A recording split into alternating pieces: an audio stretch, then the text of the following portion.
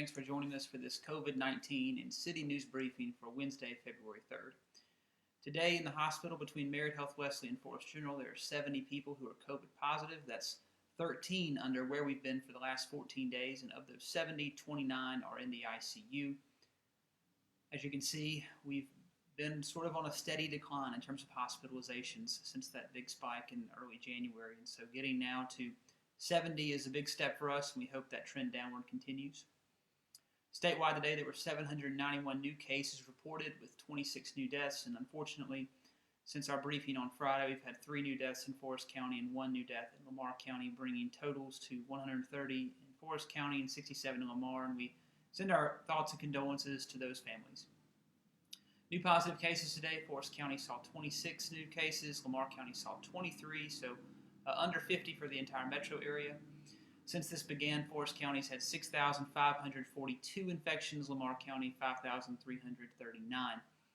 The 5-day average, and it's been okay in the last since the last time we've seen a spike, and so Lamar County and Forest County both in that 25 to 30 range, hoping that trend downward continues.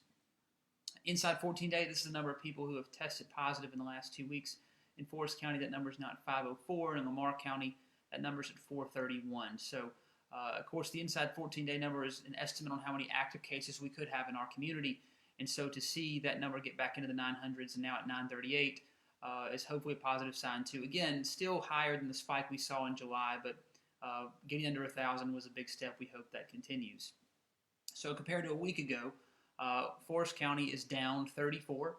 Potential active cases. Lamar County is down just over 50, and so getting to 935, again, the lowest we've been in quite a while. Hospitalization comparison, down 13 from a week ago. ICU pretty much even up 1 from last week.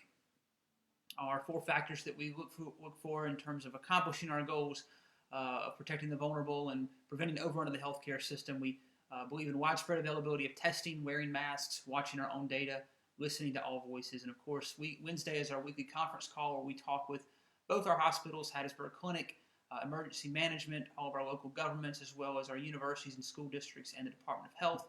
And there are a couple things from Hattiesburg Clinic I want to pass along to you that are encouraging signs. The positivity rate, which is the percentage of total tests that come back positive, that is down. You can see going back to the beginning of January when we had 21.4% positivity rate, that was the highest to date. But we've been on kind of a steady decline since then. Even this week, even though we're only 3 days in, we're down to 14%. Again, all of those are higher than our July spike, but again, getting in a trajectory where we're headed down is a good sign. The other thing I wanted to point to is the percentage of new positive cases over the age of 70. Of course, that first week in January, that was 9.5%. It got all the way to 11.9% that week of January 17th. But it started to come down, even down to 9.9%. This week, 4 days in. And so as our people over 65 continue to go in and get their vaccines, and as they get their second dose, and so which we know 100% immunity usually takes 6 weeks from your first dose, assuming that you get your second dose on time, the more that we can get people over 65, help them find a way to get in, to get a vaccine, the more we're going to see this number go down, and that hopefully means we're going to see that hospitalization number continue to go down. Hospitalizations, another positive sign is that we're the first time they've been at 70 since November 22nd. That was the day that we went above 70, and we never got back down to this level. So some 2.5 months later, we're back down to 70, and we hope that trend continues. However, even with hospitalizations getting to 70, both our hospitals are still struggling with capacity. And this typically happens during the cold months of the year as people are getting sick. But right now, Forest General, as of this morning, had 17 acute beds available. Marriott Health Wesley had 7. There were no ICU beds. Now, that doesn't mean if someone needed to go into the ICU, they couldn't make overflow space. However, as their regular capacity is full, that's something that we should take note of. Of course, capacity works in such a way that typically in the mornings you're going to discharge, and in the afternoons when ER visits and surgeries come out, then you're going to start seeing that capacity fill back up again.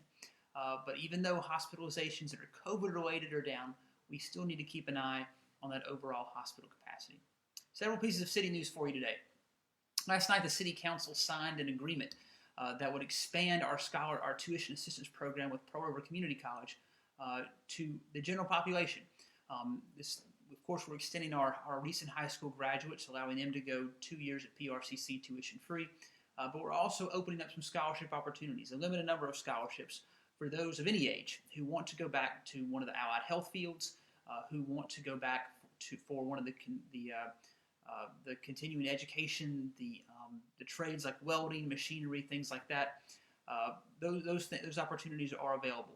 And the reason we did that is we realized COVID-19 has dealt a lot of economic blows to people. However, we felt it was worth investing in our human capital with some of that COVID Act CARES money. And so $100,000 of that we're putting into this partnership with PRCC to help people who have been laid off or who need to retool and go get some more skills, or go get a certificate so they can provide for themselves and their families this opportunity. And so the only requirement is that you have to be a city resident residing in the city of Hattiesburg. And so encourage you to reach out to PRCC, their Office of Admissions, and ask about this new program. Dr. Adam Breerwood, their president, and I, as well as Councilman Nick Brown, were on hand today to sign that expanded agreement. Paving continues in Ward 3. This week we're on Woodland Hills and Woodbine Lane. We'll continue to be in Ward 3 hopefully next week along that 40th Avenue corridor. We also, later this month, expecting to receive Engine 6, which will be delivered from the manufacturer in Wisconsin. But this is a fire engine that is unlike any other one that Hattiesburg has, and it is because it will be at Engine 6, which is near the USM campus. We decided to go with the Southern Miss athletic wrap on this. And so as we did for Engine 4 a couple of years ago, we want to give our students the opportunity to name this truck.